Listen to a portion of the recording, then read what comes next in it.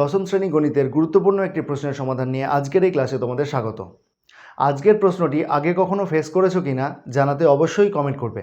যদি আগে এই প্রশ্নের সমাধান করে থাকো তাহলে ইয়েস লিখবে, যদি না করে থাকো তাহলে ফার্স্ট টাইম লিখবে। প্রথমেই আমরা দেখে নিই তাহলে প্রশ্নটা কি বলেছে।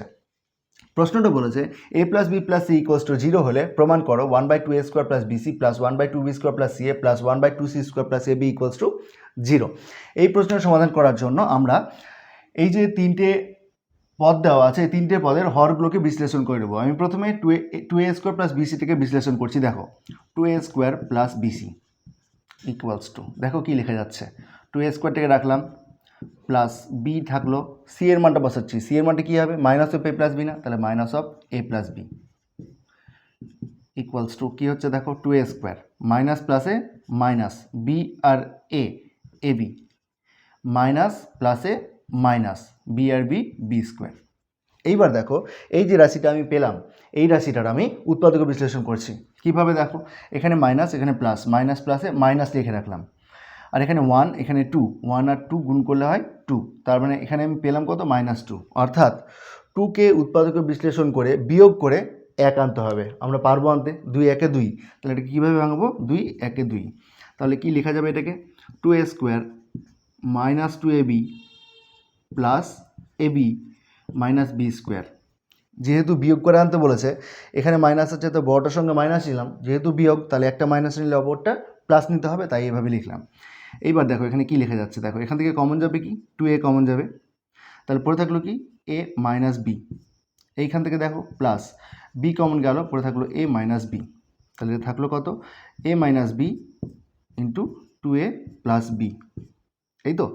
এইবার দেখো a মাইনাস বি আর এই 2aটাকে লিখছি a প্লাস বি, তাহলে কি থাকলো a মাইনাস বি ইন্টু এটা হলো কত দেখো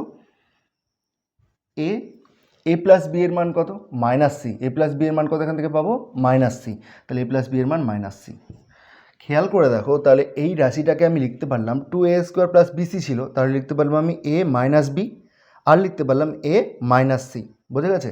তাহলে একই রকমভাবে আমরা এই রাশিগুলোকেও লিখতে পারবো, তাহলে লিখছি এখানে অনুরূপে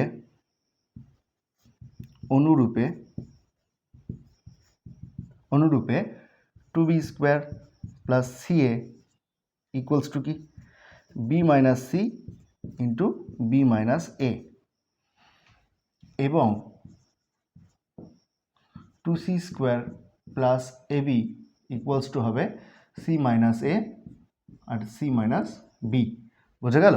এইবার আমি এই রাশিটার মান বের করছি, তাহলে লিখছি LHS কি আছে 1/2a square plus BC plus 1/2b square plus CA plus 1/2c square plus AB.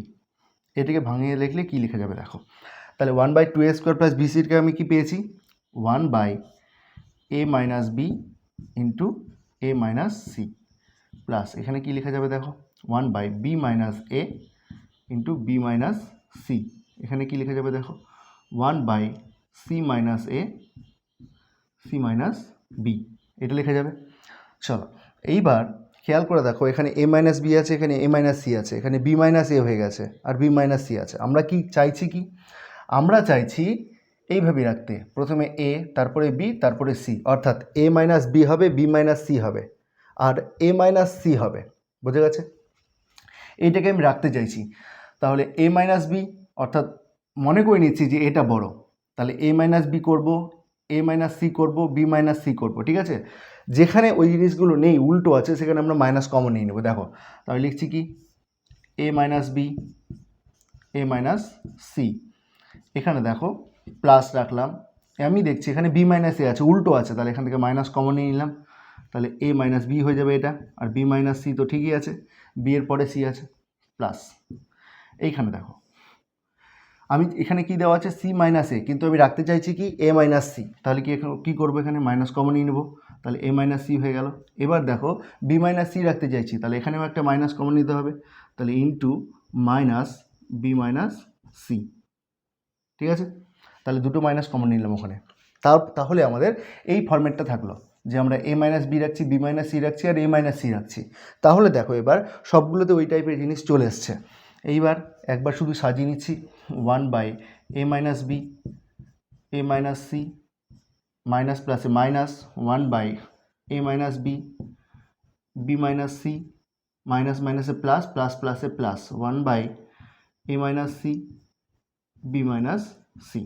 ঠিক আছে, এবার দেখো লসাগু কত হলো, a minus B, B minus C, a minus C, এটা হবে লসাগু। তাহলে দেখো এখানে a minus B, a minus C আছে, তাহলে b মাইনাস সি দিয়ে গুণ করতে হবে, তাহলে b মাইনাস সি মাইনাস, এবার এখানে দেখো a minus B, B minus C আছে, তাহলে a মাইনাস সি দিয়ে গুণ করতে হবে, তাহলে a মাইনাস সিকে 1 দিয়ে গুণ করলে a মাইনাস সি হয়, plus a minus C, B minus C, a minus C, B minus C, তাহলে পড়ে আছে কি a মাইনাস বি, তাহলে 1কে a মাইনাস বি দিয়ে গুণ করতে হবে, তাহলে a minus B equals to কত হচ্ছে দেখো, এটাকে আমি লিখতে পারবো, তাহলে লিখছি, ব্র্যাকেটটা তুলছি, তাহলে থাকলো বি মাইনাস সি মাইনাস এ, মাইনাস মাইনাসে প্লাস সি প্লাস এ মাইনাস বি।